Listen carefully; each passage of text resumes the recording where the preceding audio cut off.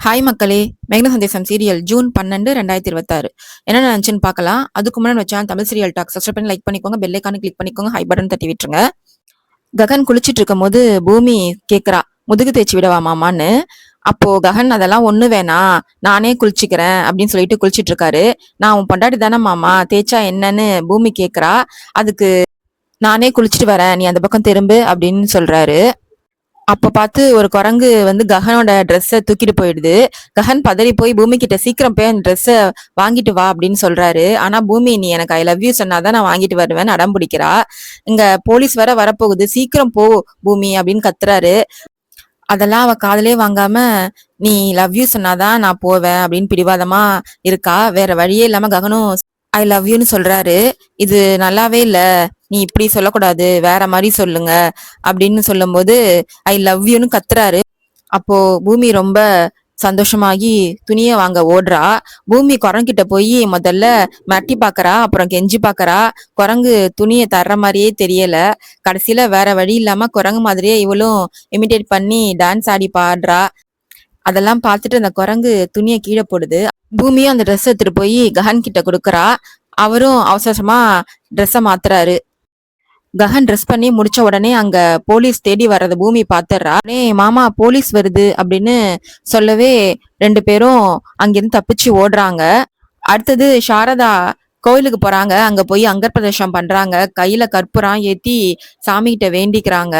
அங்க அவங்க வேண்டுதலை பார்த்துட்டு பூசாரி சொல்றாரு, உங்க வேண்டுதலை கண்டிப்பா அந்த சிவபெருமான் நிறைவேற்றுவாரு அப்படின்னு சொல்றாரு. உடனே இவங்க சிவபெருமானுக்கு வந்து தண்ணி எல்லாம் குடத்துல எடுத்துட்டு வந்து ஊத்தி சிவபெருமானுக்கு அபிஷேகம் எல்லாம் பண்றாங்க.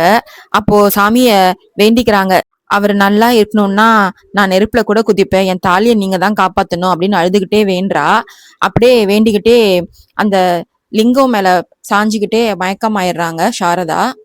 அங்க ஹாஸ்பிட்டல்ல கேபிக்கு லேசா மயக்கம் தெளியுது. மயக்கத்திலேயே அவர் சாரதா சாரதான்னு புலம்பிக்கிட்டே இருக்காரு. அங்க இருக்கிற லேடி டாக்டர் வந்து ஓடி வந்து டாக்டரை கூப்பிட்டு போறாங்க. உடனே பின்னாடியே மீரா செர்ரி பிந்துவும் டாக்டர் கூடயே போறாங்க. அப்போ டாக்டர் கேக்குறாரு, யாரு சாரதா அப்படின்னு கேக்குறாங்க. கேபி மயக்கத்திலே சாரதா பேரை சொல்லிதான் மனைவிக்கிட்டே இருக்காரு. அதனால டாக்டர் சொல்றாங்க, சாரதா யாரு, அவங்கள கூப்பிட்டுவாங்க அப்படின்னு சொல்றாங்க. அதை கேட்டு மீரா ரொம்ப கடுப்பாகிறா. காட்டுல பூமியும் ககனும் போலீஸ் துரத்தனால ஓடிட்டு இருக்காங்க. அப்போ ஓடும் போது பூமி கால் தடுக்கி அப்படியே உருண்டு போய் கீழே விழுந்துடுறா. ககன் உடனே அதை பார்த்துட்டு ரொம்ப வருத்தப்படுறாரு. அவங்க ஒரு இடத்துல போய் ஒளிஞ்சுக்கிறாங்க. அத அவங்கள பார்க்காம போலீஸ் சுத்தி முத்தி பார்த்துட்டு அவங்க இங்க இல்ல, தப்பு சொல்லிட்டாங்க போல அப்படின்னு சொல்லிட்டு பேசிக்கிட்டு அங்கிருந்து கிளம்பிடுறாங்க. இன்னொரு பக்கம் ககன் பூமியோட காயத்துக்கு அவளோட வேஷ்டியை கிழிச்சு கட்டு போடுறாரு. ககன் சீக்கிரம் கிளம்பலான்னு கூப்பிட பூமி ரொம்ப டயர்டா, மாமா எவ்வளவு தூரம் தான் நம்ம இப்படியே ஓடிட்டு இருப்போம், காட்டுக்குள்ள இருக்கிற மான் எவ்வளவு நேரம் தான் புலிக்கு பயந்து ஓடும், என்னைக்காவது ஒரு நாள் நாம திரும்ப நின்று எதிர்த்துதான் ஆகணும், நம்ம எந்த தப்பும் பண்ணல அப்படின்னு சொல்றா. ககனுக்கு புரிய வைக்கிறா.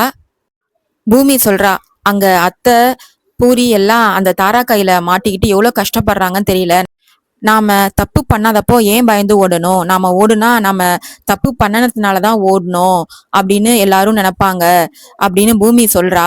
பூமி சொல்றது நியாயம்னு ககனுக்கு புரியுது.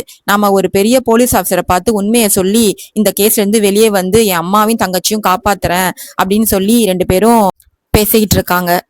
அடுத்தது ஹாஸ்பிட்டல்ல கேபி மயக்கத்துல சாரதா சாரதான்னு புலம்பிக்கிட்டே இருக்காரு. இதை கேட்டு செர்ரி நான் போய் சாரதா பெரியம்மா கூட்டு வரேன் அப்படின்னு கிளம்புறாரு. ஆனா மீரா ரொம்ப அடம் பிடிக்கிறா மட்டுத்தனமா.